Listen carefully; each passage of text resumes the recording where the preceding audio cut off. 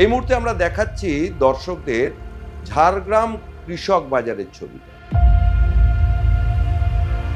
কি সুন্দর, কত বড় বড় বিল্ডিং রয়েছে, আর সেই বিল্ডিংটা যাদের জন্য করা হয়েছে কৃষকদের জন্য, কোনো কৃষকদের কিন্তু দেখা নেই।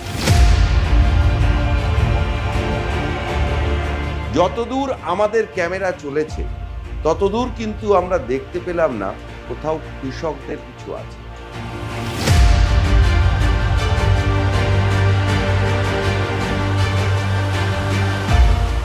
রাজ্যের মুখ্যমন্ত্রী কেন্দ্রের বঞ্চনা সত্ত্বেও তিনি কিন্তু পশ্চিমবঙ্গের বিভিন্ন জেলায় কিন্তু একের পর এক কৃষক বাজার বানিয়েছেন, যাতে কৃষকরা ফোড়েদের কবলে না পড়েন। কৃষকরা আসছেন না কেন? বলতে খুব খারাপ লাগে।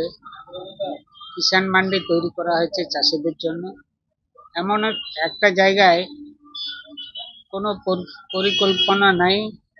এমন একটা জায়গায় তৈরি করা হয়েছে, সেখানে যেতে গেলে খরচ খরচা যথেষ্ট, চাষিদের খরচ খরচা যথেষ্ট, এবং এতে কোনো রকম পরিকল্পনাবিহীন এই কিষাণ মান্ডি কৃষকদের কোনো কাজে লাগছে না। এবং যে জায়গায় করা হয়েছে সেখানে কৃষি পণ্য নিয়ে গিয়ে ব্যবসা করার মতো পরিস্থিতি নেই। জঙ্গলে পরিপূর্ণ রয়েছে কৃষক বাজার। আসুন একটু ছবিটা দেখাই।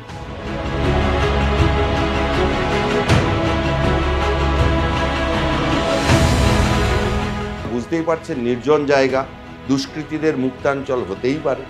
অভিযোগ, রাতের অন্ধকারে এই কৃষক বাজারে কিন্তু দুষ্কৃতীদের আখড়া হয়ে ওঠে। এই অভিযোগ আমরা করছি না, এই অভিযোগ অন ক্যামেরা করছেন স্থানীয় বাসিন্দারা।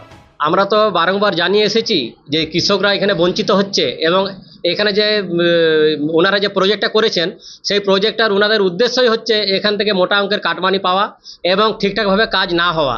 ওনারা সেটাতে সাকসেস হয়েছেন, এবং আবর্জনাতে ভর্তি মদের বোতল, একটা মানে দুষ্কৃতীদের একটা আড্ডার আখড়া ওনারা তৈরি করেছেন এই কিষাণ মান্ডির নামে। মুখ্যমন্ত্রীর স্বাদের কৃষক বাজারে, যে জন্য তিনি গ্রামীণ অর্থনীতিকে চাঙ্গা করতে 2011-র পর থেকে তিনি ক্ষমতায় বসার পর পশ্চিমবঙ্গের জেলায় জেলায় কৃষক বাজার বসিয়েছে বা বানিয়েছে, সেই কৃষক বাজারের এমন বেহাল দশা কেন?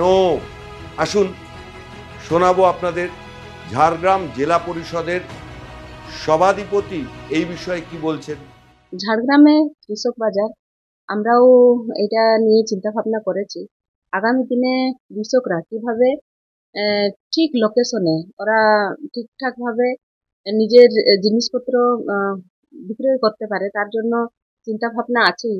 আমাদের কিষাণ মান্ডিতে জায়গা যথেষ্ট পরিমাণে আছে, আর সেখানে আমরা যাই হোক ওনাদেরকেও আহ্বান জানাচ্ছি যে সেখানে ওরা যদি কেনাবেচা শুরু করে, কিষাণ মান্ডির মতন জায়গা সেগুলোকেও যদি আমরা চাষিদেরকে ইউটিলাইজ করার জন্য আমরা মানে বলছি, সেখানে ওরা যদি ইউটিলাইজ করে খুবই ভালো হয়।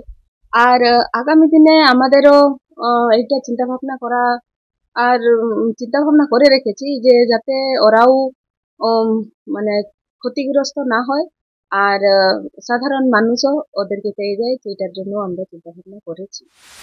জেলা পরিষদ বলছে এই বাজারটা দেখভাল করবে কারা? পুরসভা না জেলা পরিষদ, কারা দেখভাল করবে সেই টানাপোড়েন কিন্তু রয়েছে। কিন্তু মুখ্যমন্ত্রী যখন রাজ্য জুড়ে শিল্পায়নের চেষ্টা করছেন এবং কৃষকদের পরিত্রাণের জন্য এবং অর্থনীতিকে, বাংলার অর্থনীতিকে চাঙ্গা করতে যে কৃষক বাজার কনসেপ্ট নিয়ে এসছেন, সেই কৃষক বাজার কনসেপ্টে কিন্তু এই ঝাড়গ্রামের ছবিটা মিলছে না। অবিলম্বে কিন্তু পরিবর্তন হওয়া দরকার।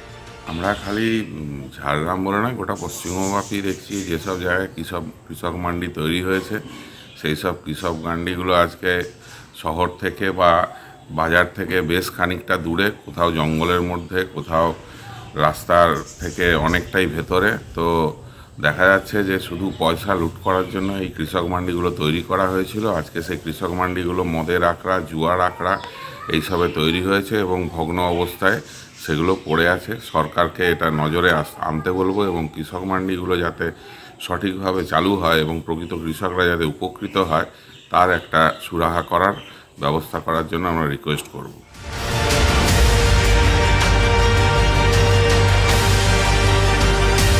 কত তাড়াতাড়ি ঝাড়গ্রামের এই কৃষক বাজারের হাল ফেরে সেটাই এখন দেখা।